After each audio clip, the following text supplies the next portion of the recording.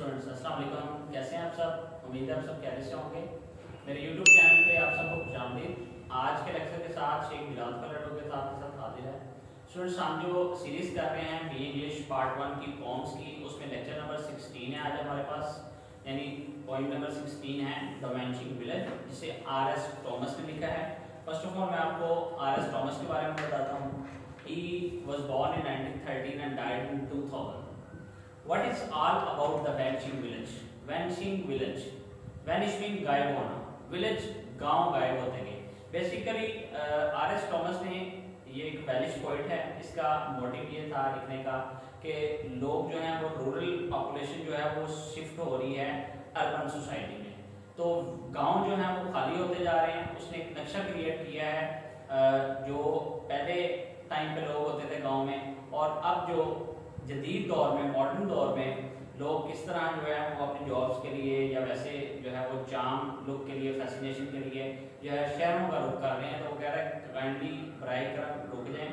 ये same is the case of ततारी, लैयर, इस तरह की पॉइंट में से है। हम देखते हैं उसका क्या कहना है और किसके अबाउट है। द पॉइंट इज क्रिटिसिज्म है, तनकीद है, एंड सटायर है। Basically this point is a satire of modern urban society. Modern urban society पे उसने फिंगर जो है वो उठाई है। द पोएट कंडेम करता है the continuous large scale migration of the rural population, कि लोग जो हैं वो जो जॉब दर जॉब माइग्रेट होके गांव से शहर की तरफ आ रहे हैं, तो वो उनको रोक रहा है।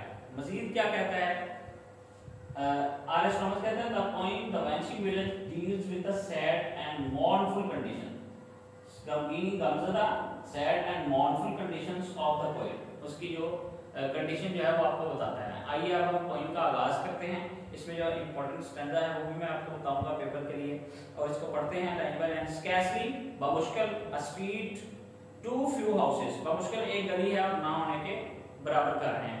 ये नक्शा पेश कर रहे हैं स्टूडेंट्स गांव का। To married the little just away between, जिससे आप कह सकेंगे ये एक गांव है, एक रास्ता है दरमियान में, ठीक है, कि पूरे गांव में एक ही सड़क होती है, दोनों तरफ थोड़े थोड़े से घर होते हैं।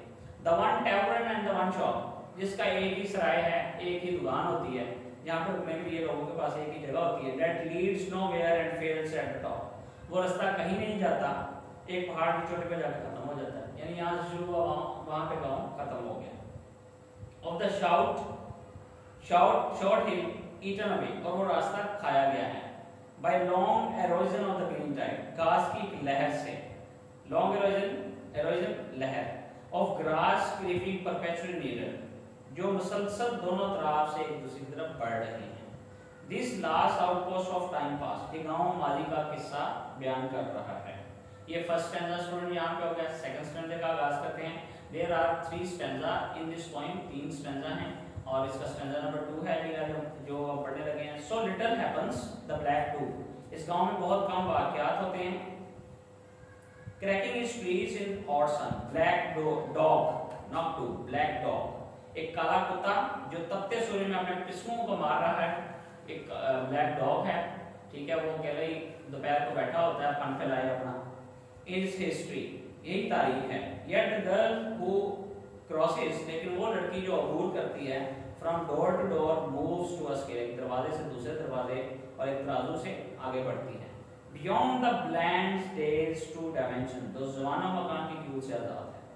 लास्ट स्टैंजा स्टूडेंट हमारे पास stanza number 3, that is very important for paper perspective, paper के लिए बहुत ज्यादा जरूरी है। स्टे देन, इसको जरूर कर लीजिएगा। Village for round you spin, अब देहात ना खत्म होना क्योंकि तुम्हारे गिर्द घूमती है। On slow axis a world as vast, एक उसी और इस दुनिया, and meaningful as any voice, जो कि बहुत ही बावकार और बामायनी है। By greats Plato salty mind, और ये अदराक जो है ये अफलातून का किया हुआ है। अफलातून प्लेटो जो एक अजीम फलसफी था, एक अजीम जो है वो मुदब्बिर था, एक अजीम जो है वो इंटेलेक्चुअल था यूनान का, तो उसके बारे में उसने कहा है। तो स्टूडेंट्स, ये टोटल जो है वो पॉइंट है आज की हमारी।